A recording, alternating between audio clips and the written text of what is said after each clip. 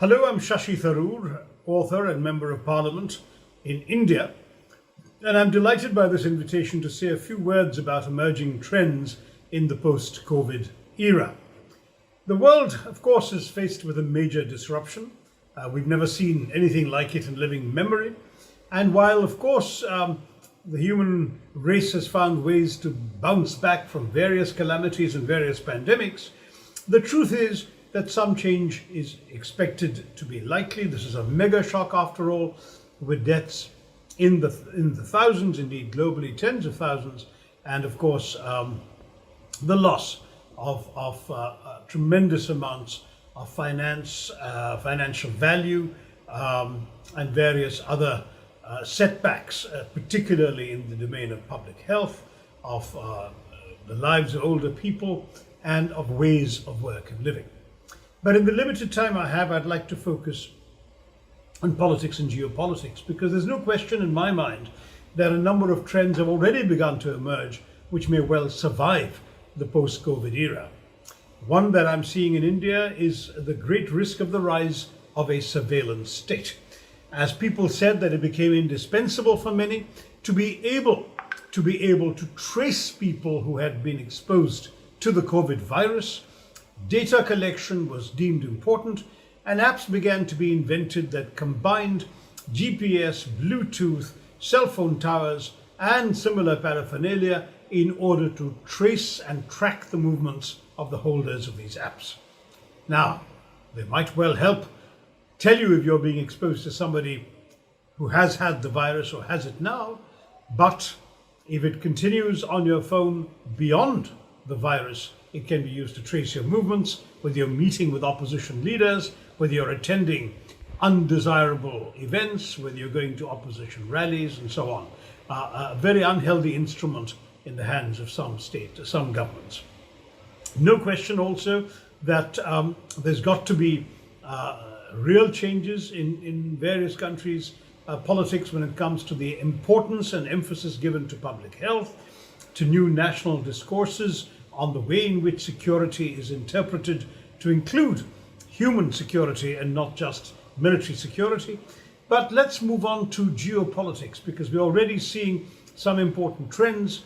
A real worry for multilateralism. We've seen President Trump lash out at WHO, threatening, in fact, to convert his temporary spending halt into a permanent freeze and possibly reconsider US membership in the WHO. The question coming up at a time when international institutions were already straining for relevance, whether indeed multilateralism could be a casualty of COVID. The risk of a geopolitical backlash against China versus the equally significant risk of China being first off the block in recovering from COVID and thereby asserting a first mover advantage in taking the geopolitical lead over many countries. It's interesting to see the praise being lavished by Italy and Serbia on China for its assistance in battling the virus, the kind of praise we have not seen expressed by those countries, even for their neighbours in the European Union, which remains divided over the Corona bonds issue, with the Frugal Four saying that they don't want to subsidise the financial fecklessness of the afflicted South. So Europe is no longer looking like a great vanguard of internationalism. Multilateralism is under threat. China may well be rising, but equally there is a pressure to decouple from it. The US has announced that many companies are leaving and should leave China. Japan has given a $2 billion set of incentives for Japanese companies to pull out of China and move elsewhere, ideally to Japan, but if not, there's $250 million available in incentives to move to other developing countries that are not China. How this is going to play out remains to be seen. There is a worry about more global xenophobia rising. When you demonize people who bring in a virus, you're often demonizing not just virus carriers, but foreigners generally, the other, the external world from which the virus has come. And that could have consequences, with incidents already circulating on social media showing people who look Chinese being thrown out of supermarkets and other establishments in some Western countries. You're also seeing a genuine prospect of increasing protectionism and therefore perhaps the prospect of deglobalization as countries backtrack. The disruption of supply chains at the beginning of the COVID crisis has created a new emphasis on self-reliance in many countries.